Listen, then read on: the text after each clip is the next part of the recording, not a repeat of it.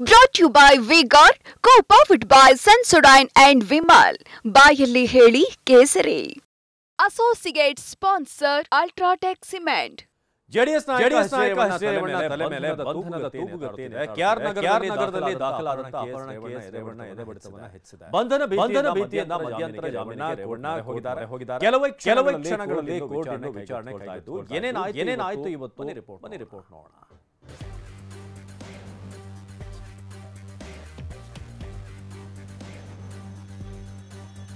ಅಪಹರಣ ಎಚ್.ಡಿ. ರೇವಣ್ಣ ಮೇಲಿನ ತೂಗುಗತ್ತಿ ಇದು.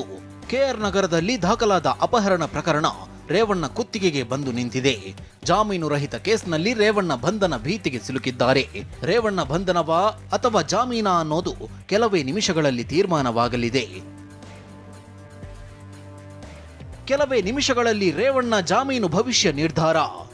ರೇವಣ್ಣ ಇಂದು ಅಪಹರಣ ಕೇಸ್ನ ವಿಚಾರಣೆಗೆ ಹಾಜರಾಗಬೇಕಿದೆ. ಹೀಗಾಗಿ ಬಂಧನ ಭೀತಿಯಿಂದಲೇ ಮಧ್ಯಂತರ ಜಾಮೀನಿಗೆ ಕಸರತ್ತು ನಡೆಸಿದ್ದಾರೆ. ಬೆಂಗಳೂರಿನ ಜನಪ್ರತಿನಿಧಿಗಳ ವಿಶೇಷ ಕೋರ್ಟ್ನಲ್ಲಿ ಜಾಮೀನು ವಿಚಾರಣೆ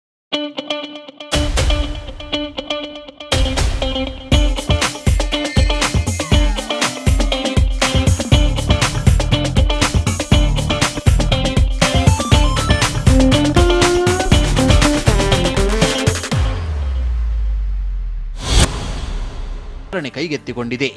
ಇಂದು ಬೆಳಗ್ಗೆ ವಾದ ಪ್ರತಿವಾದ ಆಲಿಸಿದ ಕೋರ್ಟ್ ಅರ್ಜಿ ವಿಚಾರಣೆಯನ್ನ ಮಧ್ಯಾಹ್ನ 2:45ಕ್ಕೆ ಮುಂದೂಡಿದೆ. ಕೆಲವೇ ನಿಮಿಷಗಳಲ್ಲಿ ರೇವಣ್ಣ ಭವಿಷ್ಯ ಬಹಿರಂಗವಾಗಲಿದೆ. ಬೆಂಗಳೂರಿನ ಪ್ರತಿನಿಧಿಗಳ ವಿಶೇಷ ಕೋರ್ಟ್ ಜಾಮೀನು ಅರ್ಜಿ ವಿಚಾರಣೆ ನಡೆಸುತ್ತಿದೆ. ಎಚ್.ಡಿ. ರೇವಣ್ಣ ಪರ ಹಿರಿಯ ವಕೀಲ ಮೂರ್ತಿ ನಾಯ್ಕ್ ವಾದ ಮಂಡಿಸಿದ್ದಾರೆ. ರೇವಣ್ಣ ಇಂದು ಸಂಜೆ 5:30ಕ್ಕೆ ವಿಚಾರಣೆಗೆ ಹಾಜರಾಗುವಂತೆ ಪೊಲೀಸರು ಸೂಚನೆ ಕೊಟ್ಟಿದ್ದಾರೆ. ಹೀಗಾಗಿ ವಿಚಾರಣೆಗೆ ಹಾಜರಾಗಲು ಬಂಧನದಿಂದ ರಕ್ಷಣೆ ಬೇಕು ಎಂದು ಕೋರ್ಟ್ನಲ್ಲಿ ವಾದ ಮಂಡಿಸಿದ್ದಾರೆ. ಇದಕ್ಕೆ ವಿಶೇಷ ತನಿಖಾ ತಂಡದ ಪರ ಎಸ್ಪಿಪಿ ತೀವ್ರ ಆಕ್ಷೇಪ ವ್ಯಕ್ತಪಡಿಸಿದ್ದಾರೆ. ಅಷ್ಟಕ್ಕೂ ಎಸ್ಪಿಪಿ ಆಕ್ಷೇಪಕ್ಕೆ ಕಾರಣವೇನು ಅಂತ ನೋಡೋದಾದ್ರೆ, ರೇವಣ್ಣಗೆ 3 ಬಾರಿ ನೋಟಿಸ್ ನೀಡಿದ್ರೂ ವಿಚಾರಣೆಗೆ ಹಾಜರಾಗಿಲ್ಲ.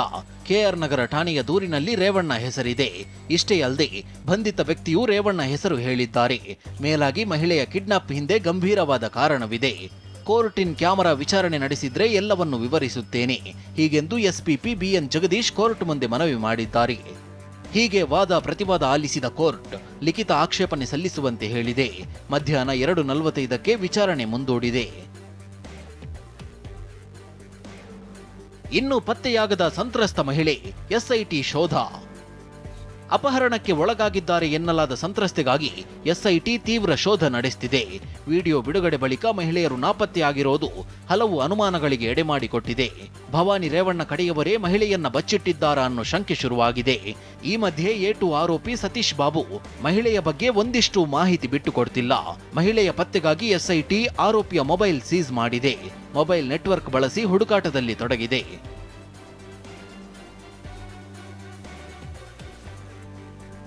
ನ್ಯಾಯಾಂಗ ಬಂಧನದಲ್ಲಿರೋ ಸತೀಶ್ ಬಾಬುನನ್ನ ಕಸ್ಟಡಿಗೆ ನೀಡುವಂತೆ ಎಸ್ಐಟಿ ಅರ್ಜಿ ಸಲ್ಲಿಸಿದೆ. ಇತ್ತ ಕೆಆರ್ ನಗರದ ಜಾಮೀನು ರಹಿತ ಆರೋಪದಲ್ಲಿ ರೇವಣ್ಣ ಭವಿಷ್ಯ ಕೋರ್ಟ್ ಮೆಟ್ಟಿಲಲ್ಲಿ ತೀರ್ಮಾನವಾಗಲಿದೆ. Bureau report TV9. Brought to you by V-Guard, co-powered by Sensodyne and Vimal. ಬಾಯಲ್ಲಿ ಹೇಳಿ ಕೇಸರಿ. Associate sponsor Ultratech Cement.